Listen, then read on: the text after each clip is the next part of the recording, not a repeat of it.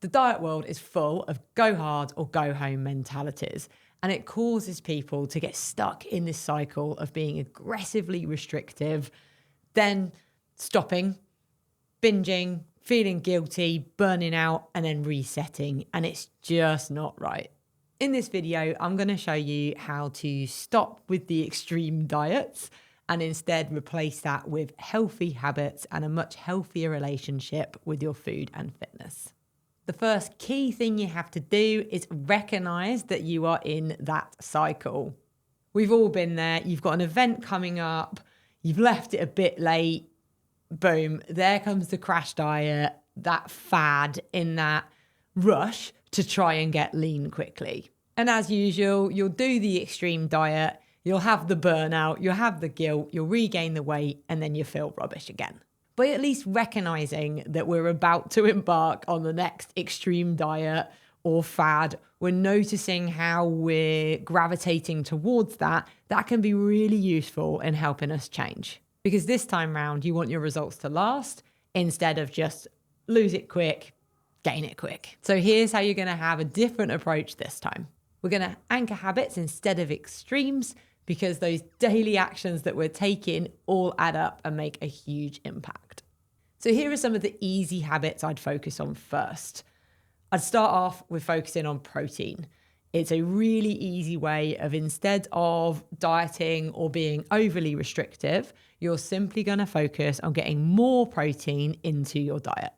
And this is going to give you a fresh approach to thinking about food, making sure you're having enough rather than trying to cut everything out. And as we all know, eating a diet that's high in protein is going to keep you fuller, so you're less likely to want to snack on other foods. As well as focusing on that high protein diet, when you actually come to eating your food, focus on eating your protein first, then your veg, and then your carbs if you're still hungry. And by the way, carbs are in no way bad and they're an important part of a healthy diet, but by focusing on having the protein and veg first, you're going to get used to your hunger triggers better.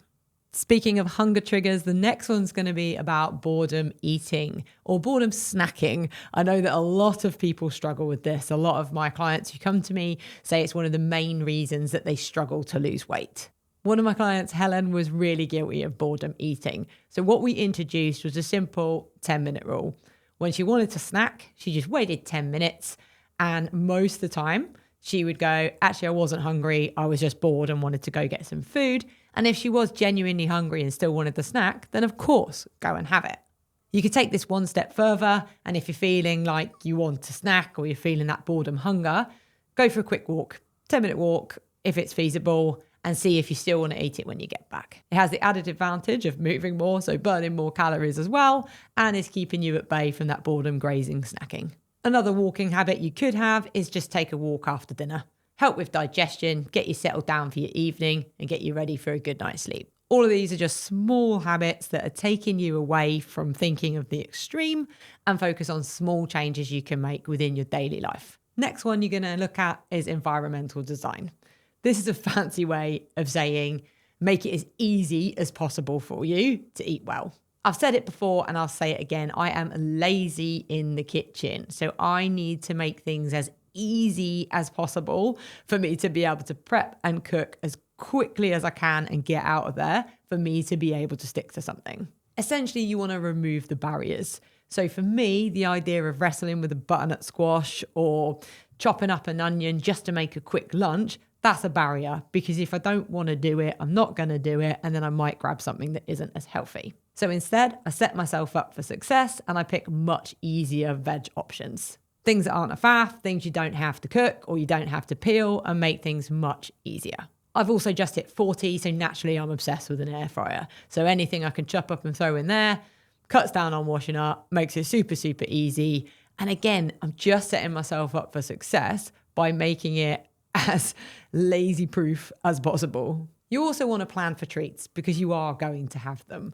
So what you can do is look at the treats that you're currently having and make swaps. For example, Claire, one of my former clients, she used to eat a whole tub of Haagen-Dazs whilst watching a movie, as well as having caramel popcorn.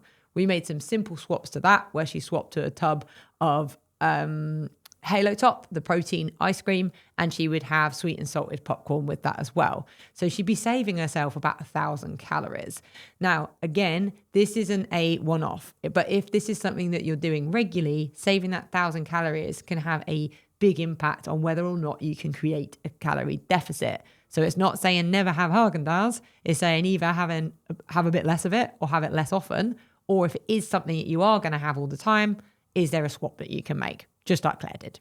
And this brings me on nicely to having a flexible approach. There is never going to be a perfect window where you have nothing on, where you can solely focus on your meal prep. And to be honest, you probably don't want to either, but there's going to be a friend's birthday, there's going to be an event, you're going to go out with mates for drinks, going to have a pizza. There are so many things that come up, and instead of letting them derail us, let's plan for them. My client Sean has been absolutely smashing it. He's training regularly, he's getting stronger, his nutrition is on point, and he had an event coming up where he was going to catch up with the lads, and he knew there was going to be lots of alcohol and they were going to have food out. He got a little bit worried about it, and I reassured him, don't worry about it, we can factor this into the plan because life does happen. Say, for example, Sean on that night out had an additional 2,000 calories. Now, it's unlikely to be that high, but just go in with caution and to use it as an example. With that 2,000 calories, all you have to do is spread that over the next 2 weeks. So make sure that over the 2 weeks, there's 2,000 less to account for that 2,000 surplus. And in that way, you can still be in a calorie deficit whilst enjoying a night out. Now, if it's something small and it's a piece of cake and it's 400 calories, just take 100 calories off 4 other days. Easy. If it's a big event, I wouldn't try and take it over a short period. I would try and extend it just to make sure that it's bearable and you don't have to have 1,000 calories less one day because you've gone over on another day. So again, making it nice and easy to stick to. If you're watching this and thinking, actually, I could really do with some one-to-one support, this sounds spot on for me, click the link below and you can apply for one-to-one coaching. On to the final point then, and that's going to be the identity shift, which is really, really important. Previously, you might have been the person that skips workouts. You might have been the person that doesn't worry about their nutrition, that overindulges, doesn't think about it, doesn't prioritize it. But that's not you anymore. And you need to start thinking like the new you. The new you is someone that trains regularly, someone that prioritizes eating well, having good energy, having good sleep. And it simply becomes part of routine because it's who you are and you behave in a way that's going to allow you to be like that. It sounds so simple, but just that shift of, well, of course I'm going to do that because that's who I am, makes it so much easier to stick to. So rather than that person who's on a diet, you're a person who is fit, strong, and prioritizes their health and fitness. Hopefully this video has given you the kickstart you need. And just as a reminder, if you did want to work together, click the link below.